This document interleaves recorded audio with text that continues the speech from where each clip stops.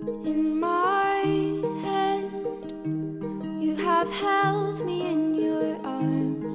In my head, I've been witness to your charms 1,000 times. You have sung me a love song in my Hello, and you are all very welcome to our special Christmas edition of the Attic Sessions. We're coming to you from the glorious surroundings of the Gutter Bookshop in Cowslane in the centre of Dublin, and surrounded by an extraordinary array of talent here tonight. Some wonderful poets who are going to strut their seasonal stuff.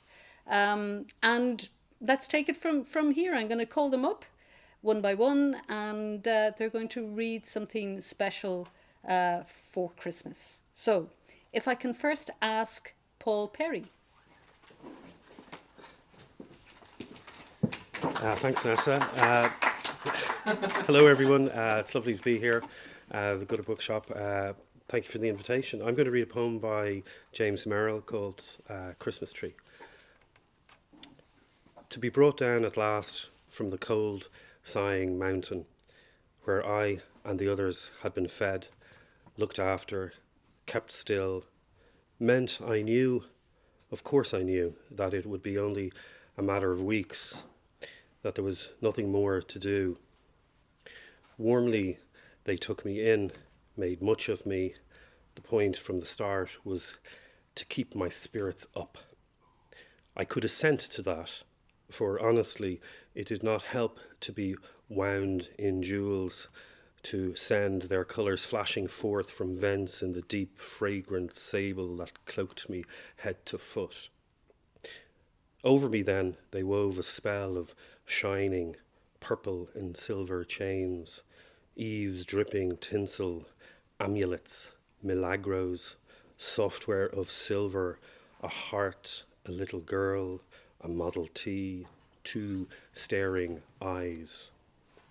The angels' trumpets, Bud and Bia, the children's names in clown-like capitals. Somewhere a music box whose tiny song played and replayed, I ended before long by loving. And in shadow behind me, a primitive IV to keep the show going. Yes, what lay ahead was clear, the stripping, the cold street, my chemicals ploughed back into earth for lives to come. No doubt a blessing, a harvest, but one that doesn't bear now or ever dwelling upon.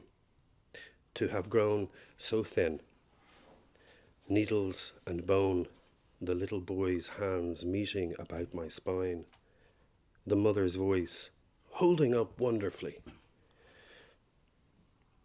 No dread, no bitterness, the end beginning. Today's dusk room aglow for the last time with candlelight, faces love lit, gifts underfoot. Still to be so poised, so receptive, still to recall, to praise. Thank you. Thank you.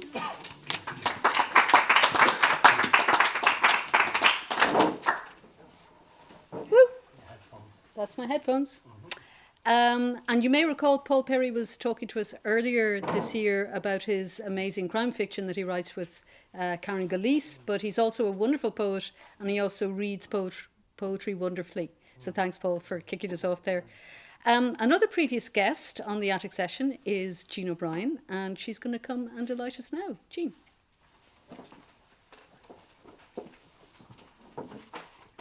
And again, thank everyone for inviting me into the Gutter Bookshop. And when I arrange my glasses, which are a bit caught up in my necklace, we shall go. No, I'm caught, aren't I? I just read it half-mast. It looks seasonal. It looks seasonal, yes. And I'm not even open at the right page. A simple poem, needs no explanation. It's called The Recipe. Every Christmas I take out her old book, its leaves browned, the paper dried to tissue. Carefully I turn the pages and smile at recipes for invalids. Beef tea, real lemonade, until I get to the cakes. where her hand jotted on the margins her own preferred mix of raisins, sultanas, orange peel and cherries. The ink vanishes into the crumbling edge. I still have her baking tin, greased up to hold off the rust. I weigh and sift her every word, looking for some meaning in the method. All I find are weights and measures, all doled out in pounds and ounces. The only recipe I ever took from her. I am uneasy till it rises. Thank you.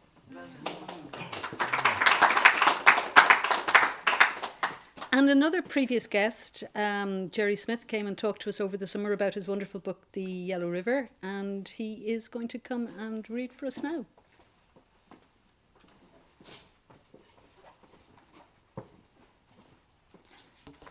Thanks, Nessa.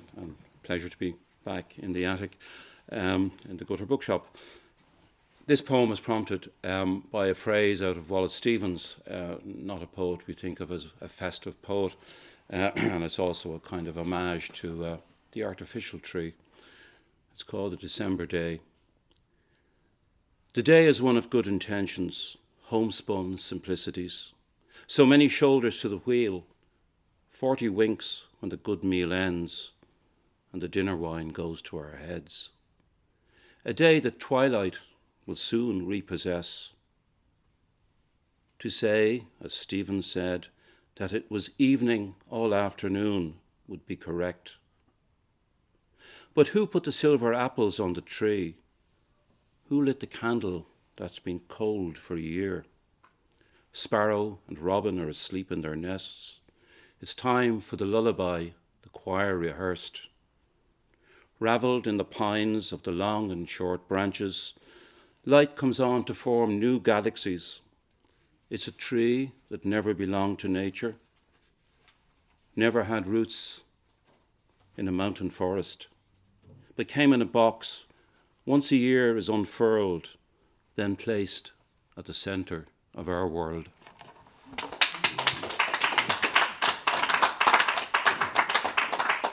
So our next reader is Mavis Sullivan, who joined us in the last year with her colleagues, the Divas, but she's actually here on her own tonight, just fresh from launching her wonderful latest collection, Elsewhere.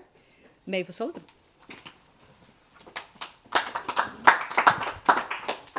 Thanks very much, Nessa. And just to be awkward, I'm reading a poem that isn't in the book. It's more here than elsewhere. And it's set in Kilmainham, which is quite close to where I live. Just a little bit of context if I have time. My maternal grandfather was imprisoned in Kilmainham jail for a month 97 years ago. And he wasn't given a reason. And he was there for a month and eventually he got out. But he missed the first Christmas and New Year with his new bride, who was my grandmother.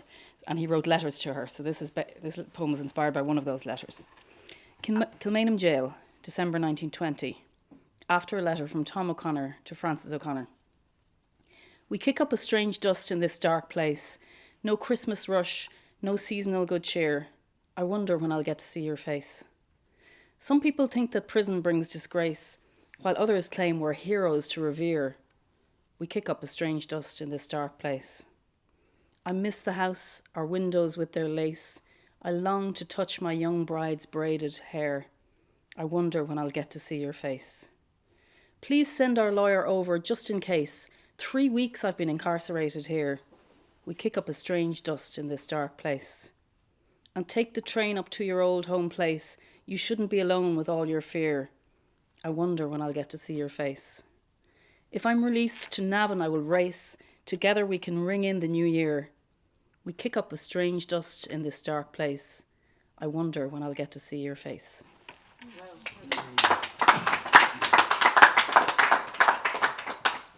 So our next reader is Dave Butler, who hasn't appeared with us before, though his missus is currently, or in the last episode, Tanya Farley was on. But we're delighted to welcome Dave, poet, short story writer, playwright, does pretty much everything. And he's here tonight. Thank you. Yeah, lovely to be involved in another of Nessa's wonderful ideas, bringing us all out on a December day. This is entitled Solstice. December has cut the throat of another day. The light bleeds away westward, dyeing the clouds in briefest reds. For a week, a keen wind has honed the moon to a blade. There's barely a sliver remaining, a white edge that traces an arc haunted by the memory of the old moon. The fields are heavy as remorse. Pools shiver at each splash of air, cower from the senile wind, crust around blackened grasses. Nothing breathes here. Nothing breathes, and yet, amidst this boldness, the urgent snout, the darting beak, black leaves flicked, stabbed, rifled, there's something clandestine abroad, a rumour, solstice, a whispered word. The tidal moon is pregnant with it, and cradles in her arc the print of the full. Hedges are raising wicker fingers to sift the zodiac's turning braille for myths of recurrence. Even the frost seems cold, only with waiting. It's we that grow old, not the world. All about, nature wheels on axes of return. Our charge is set for a single firing before we fall to ashes. Still, we blaze up, red in the knowledge that the mass that governs our span is strictly linear. It carries within it the term of its own decay, implacable as treason. That treason is our glory. Thanks.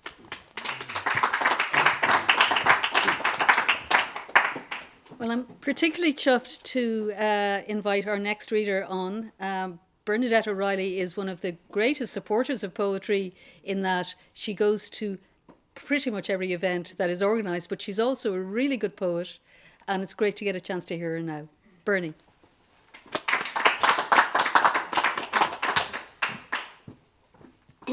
My poem is a childhood memory, and it's called 1966. It was Christmas Day. She walked the children through the dark hall of the tenement building. She knocked on the door of the room she had lived in. He opened it. Joy on his face to see them. She noticed the white shirt and green pullover. It had a beer stain on the front. They exchanged a few words. With the children, she walked away. He closed the door.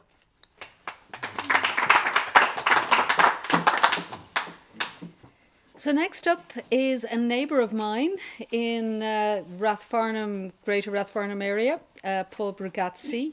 Again, another newbie to the attic session, but hopefully not the last time he's going to pay us a visit. We'll find out. I was going to do two, is it? Are we still That's okay with all that? correct. Yeah.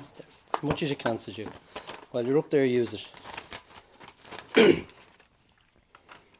Joan and I went to Rome a couple of years ago in search of the Christmas spirit and didn't quite find it. I should perhaps gloss that basta in Italian means that's enough. It doesn't mean what it sounds like. Rome at Christmas. Few the signs of glitter or baubles on the cracked city streets, where the beggar woman walks, waist bent, face to ground. Just the crib dioramas of shepherds and stall keepers, lit houses, and huddled forms of the cardboard people under the aqueduct. No donkeys, but the mark of the black horse on the roaring red car. And the man near Termini bedded down with his bike, with the girl, with her dog, with the sign, "We hunger." In the Museo Palatino, two pristine wings of an angel bereft of body. Later, beset by a wild infernal face, I turn and bellow, "Basta!" This is Máire McEntee Ihanulog, which apparently she wrote when she was 15. Le coinlan an angel tan spermu braca, ta fécal an taka sa gai an ganok. Adig an tinne is tercon na lapa, lihe mac day san tig seo an ocht. Fagagi an doras lahan na chunne, an waid in a hiocig sa níar a hocht. Jonig sciawóchid a liganta wide, líhig mac dé in san tig seo hanocht. Bhí síalte lasa hí dig sin na hiachta, cóú gan colle bí agus joch, da ceanatha ola, da ceanatha siada, ac líhig mac dé in san tig seo hanocht. And Gabriel Morris' translation of it. Christmas Eve. With candles of angels the sky is now dappled. The frost on the wind from the hills has a bite. Kindle the fire and go to your slumber. Jesus will lie in this household tonight. Leave all the doors wide open before her. The Virgin who'll come with the child on her breast. Grant that you'll stop here tonight, Holy Mary, that Jesus a while in this household may rest. The lights were all lighting in that little hostel. There were generous servings of victuals and wine, for merchants of silk, for merchants of woolens, but Jesus will lie in this household tonight. Thank you very much.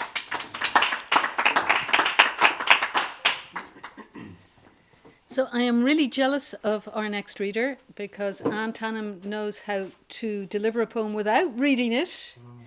So delighted to have her come and possibly read the poem because she's looking a bit shocked now. Half and half. Half and half.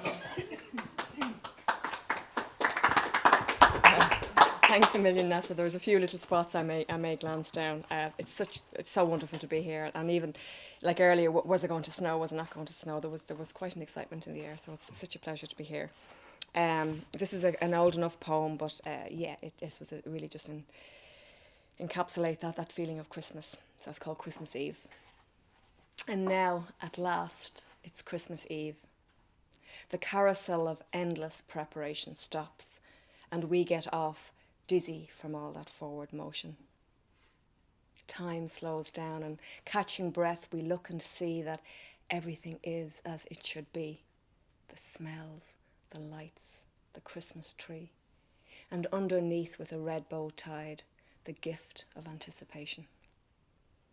Children wrapped in new pajamas with glittering eyes and tinsel toes begin the countdown dance of one more sleep. And catching our hands, they pull us along through those silly, precious, time-honoured rituals that recreate the holy, blessed sacrament of Christmas Eve. Until one by one, stockings are hung and reluctant children are sent off to begin the arduous task of trying to sleep so that morning can come. Then there's just the two of us, Santa and his missus, with one or two small jobs to do before we can call it a day. From the hiding places, presents appear and arrange themselves into 4 fat piles, and mysterious, odd-shaped, small-sized gifts slide into stockings, jostle for space before settling down. The room is ready, and look, the clock hands bring us tidings of great joy. It is tomorrow, and Santa has come. One last quick look to see that everything is in its place, then lights off, cat out, lock the door, up the stairs, and after a long day spent miles and miles apart, head and pillow reunite. And in a manger far away, a baby boy is born.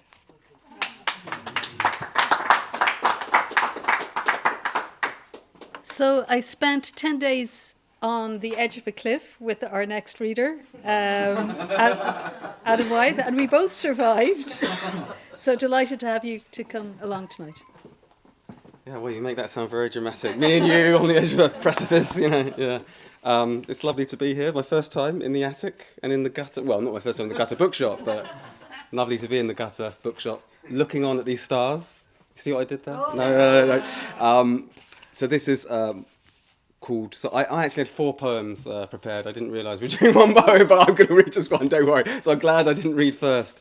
This is Solstice Drive, and I love this time of year for these sort of elemental and sort of pagan side of things. Solstice Drive. Fans were, the engine purrs, the stereo glares, blue and red. A green glow flashes, 0700. Frozen vapour hazes the windscreen. Stars sparkle overhead. Otherwise, all is darkness. Full beams stun ghost trails of fog. The coiled lane loosens like lace. A world comes slowly back to itself like an old idea.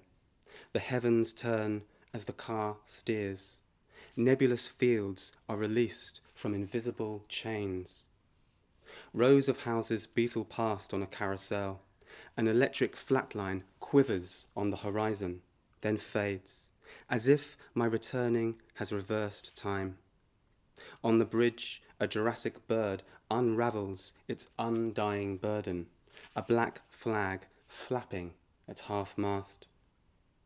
I turn into the station, bleep the car to sleep. A brisk wind cuts across the platform. Trains tremble between synchronized clocks. I step into a steel husk, a miasma of metal and glass. We push out into a tunnel. Memory is jogged by a familiar pull. The body shocks with a shudder of engines towards light. Then we screech to a stop like a breached berth. We start, stop, then begin again and are rolling. Fields, towns, woods I know, playback under me. A film reel snaking to life.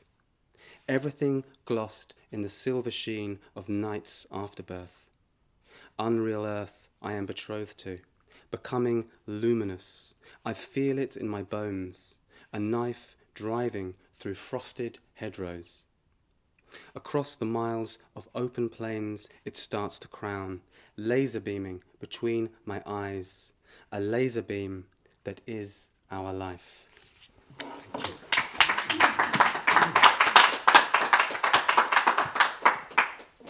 And our last poet is Unani Chiali, who got every distinction going in her MA in Creative Writing at University College Cork, just completed. Delighted to have her here and to hear a poem.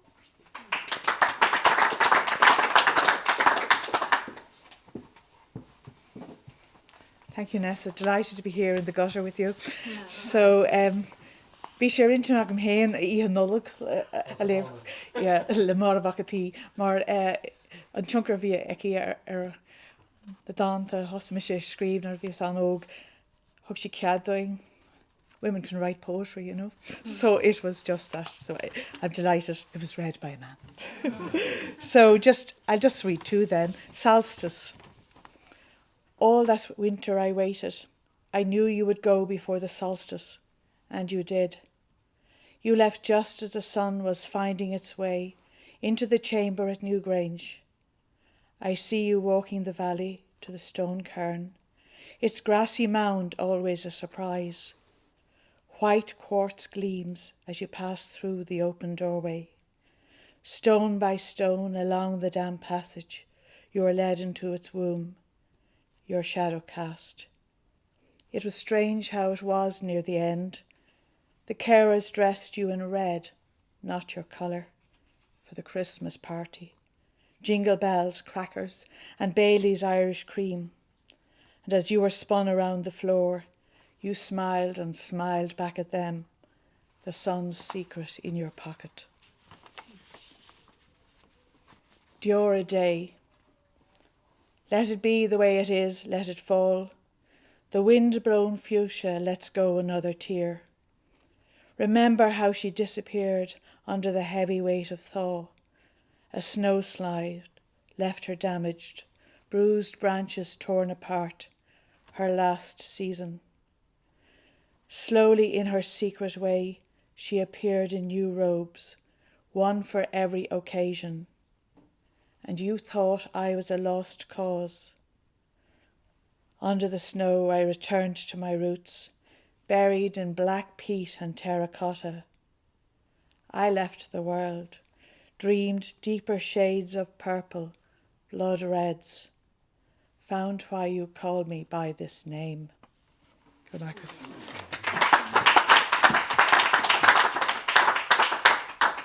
Well, if Bob is here, he is... I was running for the door.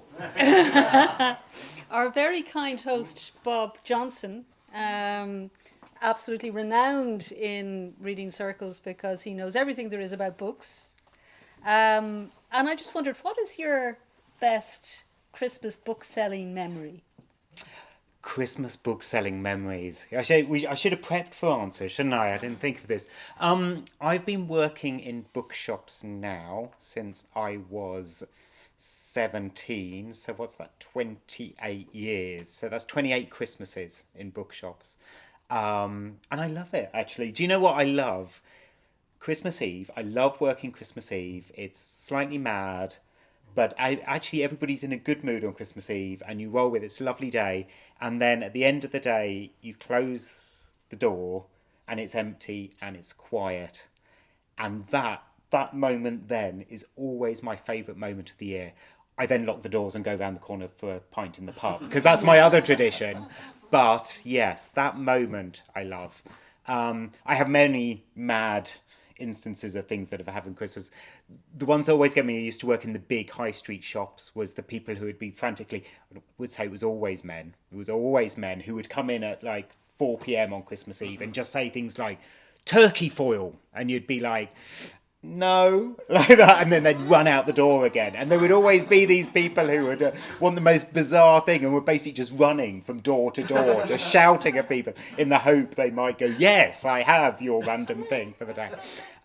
So that's it. But working in a bookshop at Christmas is magical. It's lovely, you know, and so much enthusiasm. And especially in Ireland, I came here 17 years ago, and there's something just lovely about bookshops in Ireland, the enthusiasm for books, the love of literature, and just a real passion and a wanting to support.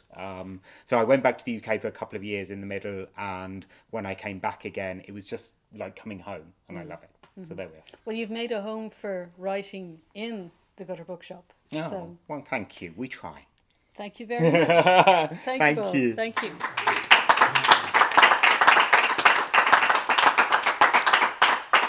Well, that's it for the poetry. I had a mad thought as we were driving in that somehow I might finagle Mavis Sullivan to sing a song just to see us off. Would you? Would you do that? Can I look at the lyrics on my iPhone? You can certainly look at the lyrics in your iPhone. And while you're doing that, Maybe you give us a song. I will not. But I will say, Peter Salisbury, in another mad moment this morning, was talking about this being our season finale, and that was very kind of Netflix moment that we're having a season finale. But I just wanted to thank everybody for watching. This is our 20th episode of the Attic Session, and it's hard to believe that we've managed to finagle so many people to come and talk to us over the time. But hopefully we'll be doing it again in 2018. I'm very much looking forward to that. So it's okay because Peter can edit this bit out if you... no, he can't. Okay, he can. But thank you very much for watching, and wishing everybody out there a very happy Christmas. So this is one of the oldest carols in the world. It's a 12th century carol. Sometimes known as the Wexford Carol and sometimes known as the Enniscorthy Carol. So you'll forgive me, I don't know all the words, so I'm sorry. And she sprung it on me. Good people, all this Christmas time, consider well and bear in mind what our good God for us has done in sending his beloved Son. With Mary holy we should pray to God with love this Christmas day. In Bethlehem upon that morn there was a blessed Messiah born. Near Bethlehem did shepherds keep their flocks of lambs and feeding sheep, to whom God's angels did appear, which put the shepherds in great fear. Arise and go, the angels said, Bethlehem, be not afraid, for there you'll find this happy morn, a princely babe, sweet Jesus born. With thankful heart and joyful mind, the shepherds went the babe to find. And as God's angel had foretold, they did our Saviour Christ behold. Within a manger he was laid, and by his side the Virgin Maid, as long foretold. Upon that morn there was a blessed Messiah born. Woo!